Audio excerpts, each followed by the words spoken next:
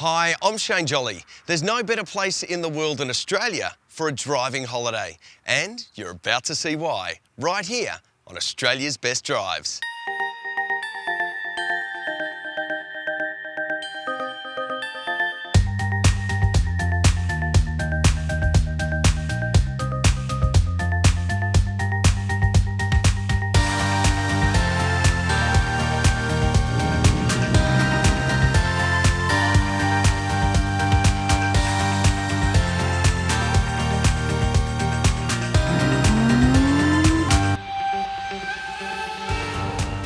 On this trip, I'll be taking the Bells line of road from Currajong Heights to the historic Orange. This glorious drive embraces incredible natural vistas, fantastic family experiences, and breathtaking places to stay. So little wonder it's one of Australia's best drives. My journey begins at the charming Lochiel House. The property is one of the oldest in the Currajong area and has been lovingly restored by Nathan and Taylor into a fabulous restaurant full of amazing gourmet food and other surprises. Beautiful place. How long has this place been around? Almost 200 years now. So originally back in 1825 it opened up as a coach house. Right. And since then it's seen a few different transitions through post office, galleries, that sort of thing, Yeah. and now into a restaurant. Yeah, brilliant. What are we cooking today, Nate? Cool. So today we're cooking a crispy skin duck breast with a celeriac puree and a Szechuan eggplant. Sounds amazing. So what we're going to start with, Maddie's just going to score the skin, and that'll help render out some of the fat through the cooking and get a really nice crispy skin. Let's go. What have we got over here? So we've got our salt and pepper up here just for seasoning, make sure everything's delicious. Over here we've got our Chinese 5-spice, just to give it a lot of flavour. We've got a celeriac puree that we prepared a little bit earlier, and a Szechuan sauce. How long does this take to cook this one? So this one usually takes about 5 minutes, but before actually searing it, we sous vide it for about 2 hours at a really low temperature, and that allows it to get really nice tender texture to it. So it's going to baste the skin on that duck breast. That'll help it get extra crispy and yeah, really nice. So it's going to pull that off to rest for a minute or two while we get everything else ready. Great. Now, duck obviously goes pretty well with the eggplant. Absolutely, yeah, especially with that Szechuan sauce. Yeah, right. So we've fried this eggplant a little bit earlier, so it'll be really nice and crispy. With that sauce on there, it'll be sort of crispy, sticky, gooey, and everything all together. Nice. So now we're going to slice that duck. Slice the duck. It's rested for a couple of minutes, so all the juices should stay in there. Nicely cooked duck should be just a nice pink tinge all the way through it. Okay. Which it's got, so that's good.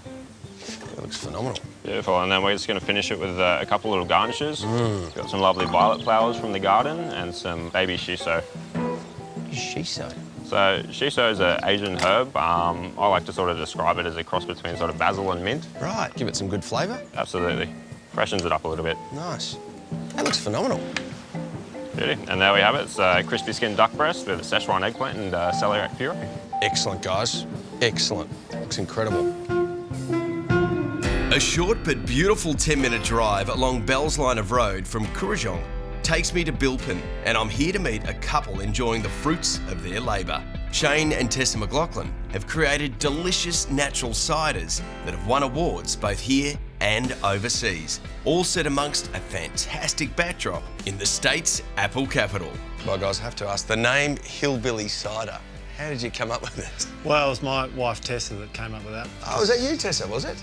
It used to make us laugh that all our Sydney, Melbourne city mates would call us hillbillies living here. So Right. we kind of embraced that concept. So yeah, we're all hillbillies up here. I like it. I like it a lot. How many varieties have we got of cider? Yeah, well, we've got 6 different varieties. So we've got this is our new one, Scrumpy, which is basically an English-style cider made with our heritage apples. So it's got a bit of funk to it. It's that cloudy style. Yeah, So, like the name. Yeah. Grumpy. So, What does that mean? Well, scrumping is to steal. So in the Old English, they used to run across and steal apples from next door. Yeah, right. Oh, there you go. And there you go. hence being a rougher sort of cider. So Shane did some time in Somerset in the UK just yes. to really work on getting that scrumpy right. And Got a bit of kick to it. Oh, yeah. And then the apple one? Well, this is the one we started with. So it's a Granny Smith base with seasonal reds. So it will change through the season a bit. What's the process, though? Like, you mix the apples with... Basically, we just literally crush fresh apples and let it ferment. It really is that simple, and it's all about getting the right apples and making it with more of a wine philosophy. So Right, because that's your background as well. yeah, Shane, isn't it? wine's what we originally started with. When we're doing everything naturally, your only change is the fermentation time and the different apples you use. Right. The majority of commercial ciders that people are drinking in Australia are made from concentrates, often imported concentrates. Right. So you guys have got some other varieties as well over there, haven't you? I'll show you the vintage. Yeah, great. And what's this one? So this is a Normandy-style cider. Shane's also done a bit of time in France, and Geez, you get around, Shane. Around. so it's, there you go. With this one, it's late season apples, and we double ferment them in French oak barrels. So Right. it's got some lovely dry, biscuity characters. Right. So it's not unlike a kind of hillbilly version of champagne. So Brilliant. Only up the road is the amazing Bilpin Afire. Michael, the award-winning chef here, used the influence of travelling overseas to inspire the delicious food philosophy he employs in his cooking. Looked at what they were doing in France. I decided that peasant cooking was the ultimate cooking on the planet. The flavour, extraordinary. I trained in pizzas in Positano in Italy. So we allow all the flavours on the pizzas to behave naturally. So there's no unadulterated flavours in the oil or the garlic that will take away from the natural pepperonis or the suppressors or olives that are putting their juices out on the pizza. I've got a 15-acre farm down the road. To wake up, drive and go to work in 5 minutes and collect the produce up my road and create food on the run on a daily basis, that is special. Coming up, I take in the amazing Megalong Valley. Like it's a really unique experience out here in the middle of the bush. And visit the Botanic Gardens. A little further along Bilpin and just off the Bells line of road holds some of the most unique and spectacular accommodation that you'll ever see.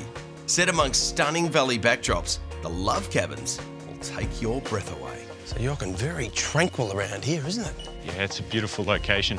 Jeez, no one else around. How good is this? What do they call this one? This one's called the Enchanted Cave. Enchanted Cave, for obvious reasons. See, All right, how do we open it up? Right through here. Oh, wow. Jeez, it really is the Enchanted Cave, isn't it? Wowee. Jochen, this is something special. What an entrance. Have a look at that. It's amazing, isn't it? Jeez. What's the inspiration behind the designs of these cabins? Let's try and capture as much of the bush and the rocks around here. Incorporate that on the inside of the cave. Now, this is the money shot, mate. I could wake up to this every morning. Amazing, isn't it? How good is this? Beautiful. That's why we picked this spot. It's got one of the best views on the property. And these doors just open up all the way back, obviously? Yeah, one of the great things. You can just open the whole cave up and feel the wind. Oh, mate, this is just the best. Oh, and the design of these places, Jochen. Any challenges building this cave? Absolutely, as you I can bet. imagine.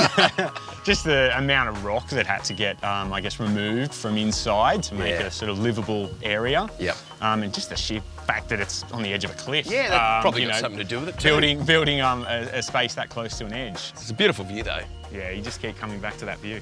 Every cabin is different and a triumph of imagination. Whether you're after a romantic weekend getaway or to become one with nature, there is something here for everyone. So this one is literally supported by trees, That's mate. right, yeah. It's got a turpentine coming right up through the middle. Jeez, incredible. Welcome to the treehouse. Another impressive entrance. The secret tree house, this one, Jochen. Oh, wow. Tree right in the middle of the living room, as you do. Right in the way. It reminds me of my cubby house when I was growing up as a kid, about 10 times more elaborate, though. I think this is a bit of a childhood fantasy as well. Who wouldn't build a treehouse if they had the opportunity to do it? And let's not forget this, another sensational view. How many cabins are there? Up to about 9 cabins now. Right. Yeah, just keep coming. We make sure each cabin is really in its own secluded bush setting, so you're not disturbed and you really get to have that sort of nature experience. Certainly getting that, that's for sure. Relax. Yeah, it's beautiful.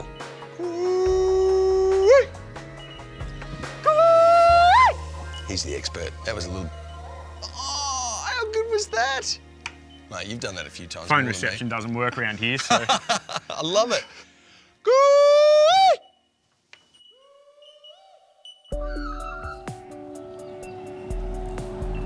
One of the things I really love about this drive is the fantastic lookouts you can discover just off the Bells line of road. Travel a couple of 100 metres down a dirt track and you'll be experiencing some of the most spectacular bush and valley views you're ever likely to see. Perfect for a picnic stop or, of course, a photo opportunity. Only a short 15-minute drive up the Bells line of road to Mount Tomah, and set amongst the beautiful Megalong Valley is the stunning Blue Mountains Botanic Gardens. This is a magnificent 28 hectares of peace, harmony and colour. We've got almost 4,000 different species here from all over the globe, but the focus is on Southern Hemisphere cool climate plants. Oh, so they are cool climate plants. Right. Do you have a favourite? Oh, look, it's very hard to pick a favourite. It depends. Out of the 4,000? Depends who's in flower at the time, but look, I love the autumn colour, but my favourites is carnivorous plants. We recycle all our green waste on site. We collect all our own rainwater and drinking water. Right. We produce most of our own electricity, and we're hoping to be off the grid within 18 months. Oh, wow. Jeez. This is my favourite. Yeah. Where is this? This is South Africa. So we've got plants from the Cape. So you get the feeling as you come down these stairs of going from the real dry arid zone into the semi-arid regions. Right. And these plants are perfect for Sydney gardens. In fact, they'll grow really across the whole country. What do you think? I mean, what's so unique about these gardens as well? Oh, look, the fact that we're in a wilderness so close to Sydney, you know, people can come and stay in our on-site accommodation, putting in tree houses, maybe even a treetop walk. Oh, wow. So yeah, it's a really special piece of the Blue Mountains, so close to Sydney. Yeah, absolutely. After the break, I discover the amazing Mount Wilson. So if you're going to be a landscape photographer, you really need to have a passion for the environment, the natural environment. And ride along the Megalong Valley. A further 20 minutes along the Bells line of road brings you to the picturesque Mount Wilson. This magical area is home to talented landscape photographer Len Metcalf.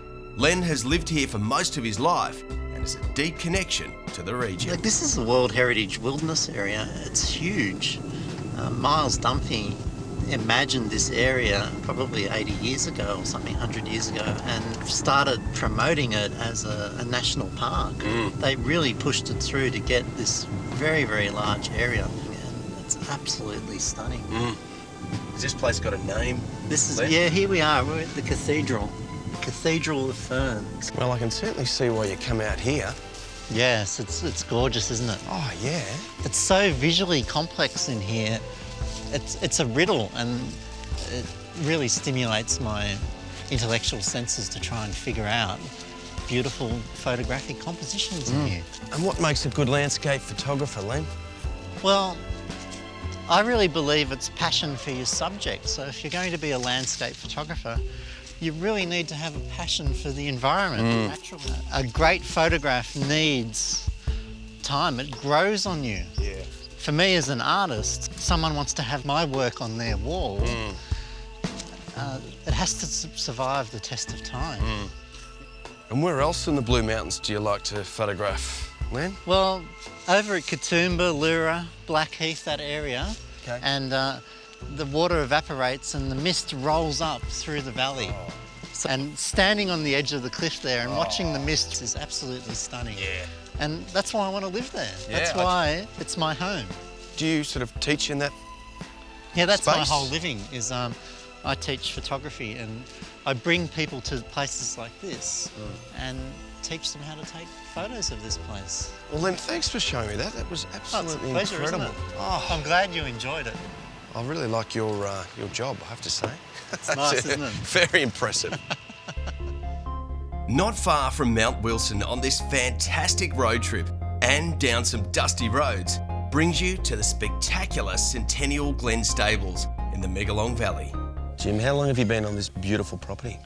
Well, I've been here all my life. Yeah, this Geez, you're lucky. Yeah.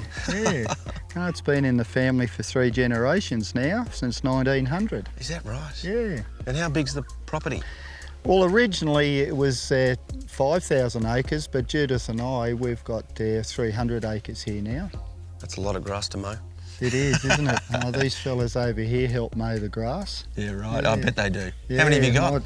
There's 50 that we've got for the stables, and then there's about another 15 that the girls own that run here as well. Great. Yeah. Must be a terrible place to work, girls, is it? I love it. It's great. How amazing.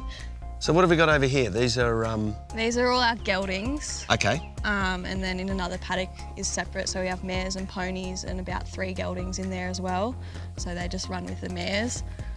But majority of our horses are geldings. Are they pretty well behaved? Very Around? well behaved. They all are. Yeah, very well behaved. Yeah?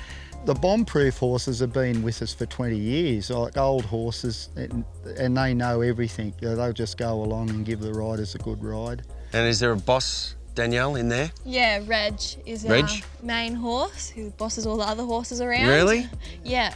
So they have a pecking order, and you know some of them are right at the bottom, so they get picked on the most. And Actually, Reggie's the horse that you're going to be riding. Oh, really? Yeah, the boss fella.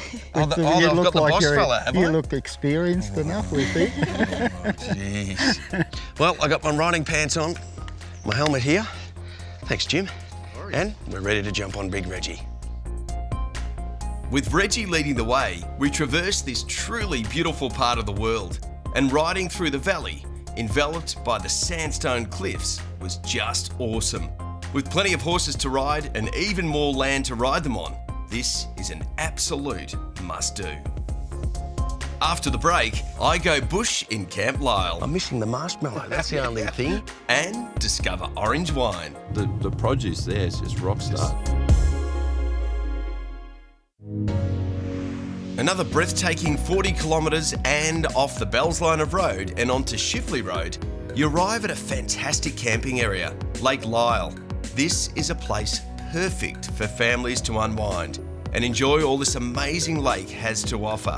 From end to end, it stretches an impressive 7 kilometres, so there's plenty of space for whatever water activity takes your fancy. I'm setting up camp and meeting Pete, Stacey and little Huck for a fireside chat. So what can people see and do here? At the lake itself, you know, there's a lot of fishing goes on, you know, rainbow trout, brown trout, Australian bass. We've got the Aqua Blitz water park in the water for the kids, which, you know, it's been a real hit for the local area. It's just really central to lots of really fun activities, I think. Yeah, bushwalks, lots of waterfalls and things you can go just in the mountains as well. And out on the lake, you can obviously get your kayak out if you wanted, kayak, or you can ski. water skiing, fishing. A lot of people wakeboard, water skiing, kneeboard. What's the fishing like, Pete? I've got to ask. Well, Gotta ask. I've got to brag this year. The last 12 months has been great. Yeah. A good stocking program going on for the last 4 years, and it's starting to bear its fruit. Yeah, it's been really good. Yeah, but I can't tell you. You know, what we get them on. Oh, okay. Jeez, fair enough. You'd be giving away your trade secrets, wouldn't you? Yes, that's right. How long have you guys been here now? Just going on the 5 years, yeah. So I'm really enjoying it. You know, Yeah. a lot of good people. You know, the demographic of camping's great. You know, people are a little bit more laid back and out for a good time. So yeah, we really enjoy it. I've got to say, I'm not a big camper, but I'm loving this just quietly. You're more than tent welcome. up, the fire's going. It just doesn't get much better than this. Yeah, we can't beat a campfire. Yeah, well, that's number one. Even when it's 40 degrees, you're still gonna have the campfire. Exactly right. Yep. I'm missing the marshmallow. That's the only thing. Next morning, the longest leg of this Aussie best drive is left till last. A further 120 kilometres brings you to one of New South Wales' best known country towns. Steeped in history, Orange is now a hub for agriculture, and the region is producing some fantastic wines. I'm meeting Damien Shaw of Phillip Shaw Wines to visit his beautiful winery. So it's some of the highest and coolest vineyard in Australia. Yeah, right.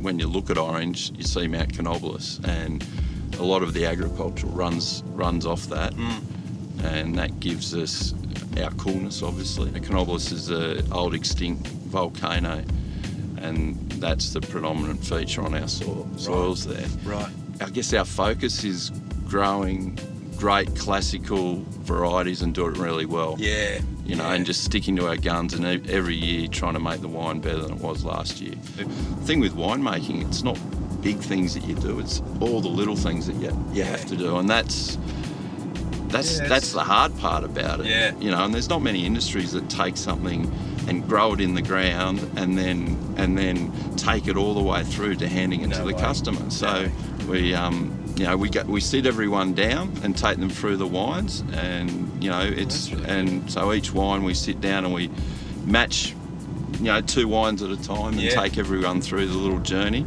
So do you often food match as well, or? I reckon you drink wine and also eat food in how you feel. Yeah. So it's a great bottle of wine and a great plate of food, but if the people around you aren't that great, it's not as good. It's pretty ordinary. No, I agree. From the spectacular vistas of the Blue Mountains to the gourmet charm of the Central West, this drive from Currajong Heights to Orange has been one of my favourites. We'll see you again next time for another one of Australia's best drives.